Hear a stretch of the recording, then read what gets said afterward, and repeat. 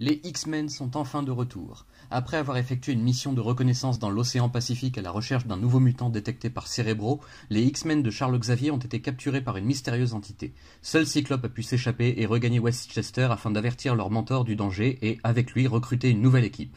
Voici donc qu'entrent en scène les formidables Diablo, Wolverine, Colossus, Tornade, Thunderbird, Sunfire et le Hurleur. Si certains sont d'anciens ennemis revenus dans le droit chemin, d'autres viennent juste de découvrir leur pouvoir et les terribles conséquences qu'ils peuvent avoir sur le reste de l'humanité, à commencer par la haine qu'ils génèrent immanquablement. Mais après un entraînement aussi drastique qu'accéléré, ces nouveaux X-Men doivent passer le baptême du feu et se rendre sur l'île de Krakoa en compagnie de Cyclope afin de libérer leurs aînés. Sur place, ils découvriront que l'île elle-même est en fait le fameux mutant recherché plus tôt et qui retient prisonniers les autres mutants afin de s'abreuver de leur énergie vitale. Grâce à une combinaison audacieuse de leurs pouvoirs, tous les X-Men parviennent à quitter l'île et à expédier celle-ci pour de bon là où elle ne sera plus jamais un danger pour quiconque.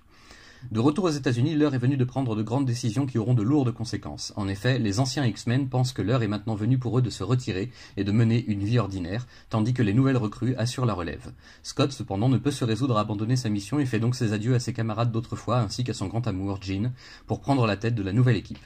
Et ils auront du pain sur la planche. Le comte Nefaria est de retour lui aussi pour prendre le contrôle du système de défense nucléaire du pays et menacer le reste du monde, et nos chers mutants devront affronter les redoutables Animen afin d'en venir à bout dans un final tragique et poignant. Et c'est loin d'être le seul danger mortel auquel ils feront face. Les sentinelles sont en effet réactivées par un scientifique rempli de haine envers les homos supérieurs et parviennent à capturer tous les X-Men et à les enfermer dans une station orbitale dont ils devront s'échapper non sans risque.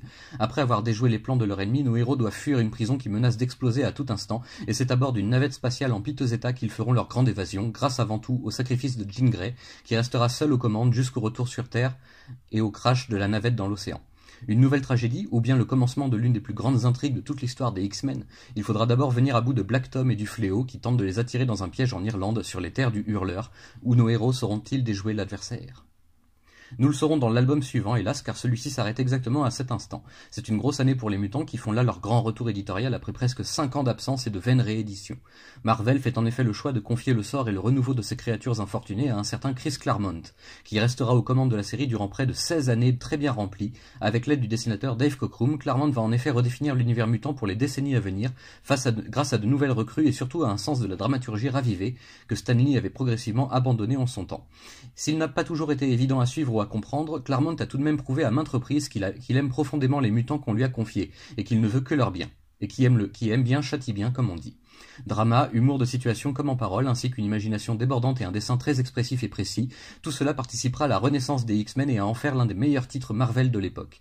Bien sûr, aujourd'hui, il est aisé de faire quelques critiques avec le recul et l'évolution de cet art. La narration est un peu saccadée, les didascalies apparaissent dans tous les sens, les péripéties tombent un peu comme un cheveu sur la soupe, le dessin peut parfois être un peu trop énergique et devenir fouillis, mais bon sang, quel plaisir malgré tout et quelle claque après 5 années de disette surtout.